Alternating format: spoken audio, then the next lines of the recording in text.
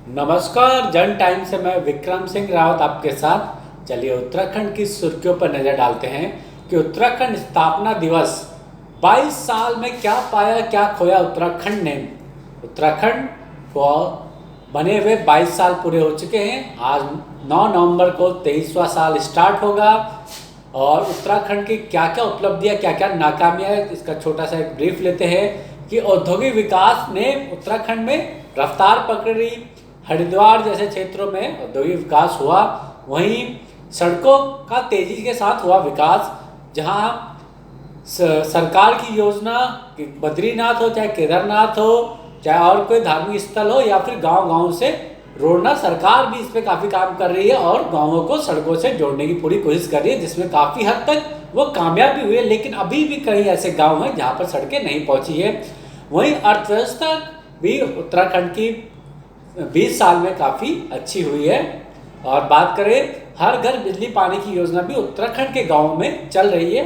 बहुत से गाँव हैं जहाँ पर बिजली और पानी आ चुका, बहुत सी योजनाएं भी गाँवों में चल रही है जहाँ के पंचायत ये कार्य कर रहे हैं। और वहीं बात करें नाकाम की, सबसे बड़ी नाकामी है उत्तराखंड सरकार की कि वो पलायन को रोक नहीं पाई और जो खाली हो रहे गाँव हैं उनको वापस लोगों को नहीं ले पाई, क्योंकि किसी तरह का रोजगार वह नहीं दिला पाई और उस क्षेत्र का विकास नहीं हो पाया।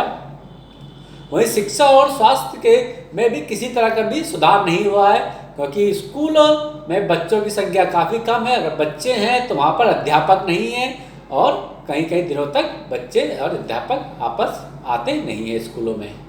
और वहीं बात करें स्वास्थ्य की बात करें तो बहुत दूर दूर तक अस्पताल हैं। गाँवों से अस्पताल पहुंचने में लोगों को काफ़ी तकलीफ होती है, क्योंकि ना तो सड़क मार्ग होते हैं ना ही आसपास कोई अच्छे अस्पताल होते हैं, जिसकी वजह से कई लोगों की मौत रास्ते में ही हो जाती है। और वहीं बात करें कृषि की बात करें, बगाने की बात करें तो अभी भी उत्तराखंड कृषि में और बगाने में काफ़ी पीछे है। अभी तक भी उत्तराखंड में इतना अच्छा जलवायु होने के कारण भी वहाँ की कोई भी ऐसी, जो वहाँ के सेब हो गए, खुमानी हो गई, आड़ू हो गए, संतरे हो गए, मौसमी हो गए, जिनके बारे में अभी भी किसी तरह की बागानी कोई सुविधा नहीं है, क्योंकि वहाँ पर जंगली जानवर और सड़कों की सुविधा नहीं है। वहीं बात करें पर्यावरण में भी जो थे उत्तराखंड में इस समय पॉल्यूशन उत्तराखंड के शहरी क्षेत्रों में काफ़ी ज़्यादा बढ़ रहा है और धीरे धीरे पेड़ों की कटाई, जंगलों में आग, इस तरह की परेशानी अभी भी उत्तराखंड के लोगों को सहनी पड़ रही है। तो उत्तराखंड में किसी तरह का कोई भी बदलाव नहीं देखने को मिला है इतने सालों में। और वहीं बात करें कि आज उत्तराखंड स्थापना दिवस पर प्रधानमंत्री मोदी ने उत्तराखंड स्थापना दिवस के अवसर पर उत्तराखंड वासियों को शुभकामना दी। कहा कि यह राज्य प्रकृति और आध्यात्मिक से जुड़ा राज्य है। उत्तराखंड की जमकर तारीफ करते हुए पीएम मोदी ने कहा कि देश के राज्य का सहयोग बहुत ही ज़्यादा सराहनीय है। उन्होंने कहा कि राष्ट्र निर्माण के लिए उत्तराखंड के लोग हर क्षेत्र में सराहनीय योगदान कर रहे हैं। पीएम मोदी ने कहा कि आने वाले सालों में उत्तराखंड में तेजी से विकास होगा और आने वाले वर्षों में उत्तराखंड में ऐसी प्रगति करता रहेगा। वहीं बात करें तो राज्य स्थापना के 22वीं वर्षगांठ को हर्षोल्लास से मनाने के लिए दून में पहुंचे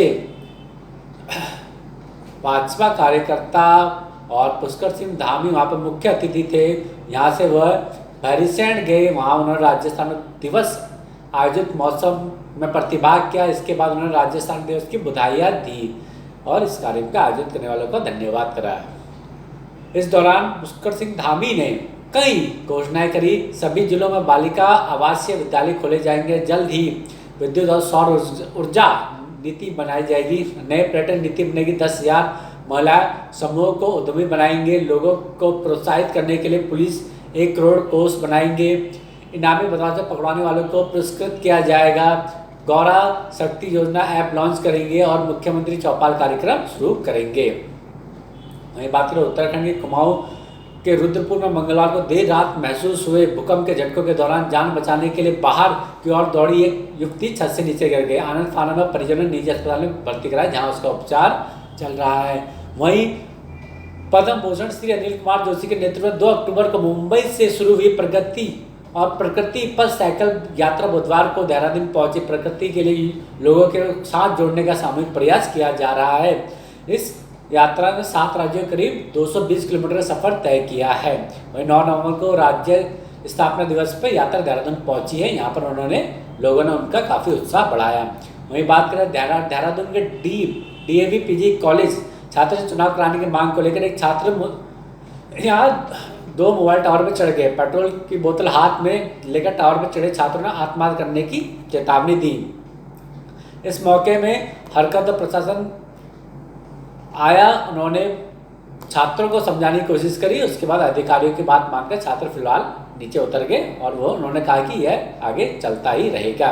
वहीं टिहरी के धनोटी स्थित सुरकंडा देवी मंदिर के रोपवे को 2 दिन के लिए श्रद्धालुओं के लिए बंद कर दिया। सुरक्षा की दृष्टि से 9 और 10 दिसंबर को रोपवे संचालन मासिक निरीक्षण की जांच के चलते बंद रहेगा। इस दौरान श्रद्धालुओं को रोपवे से मंदिर में आने की सुविधा नहीं मिलेगी।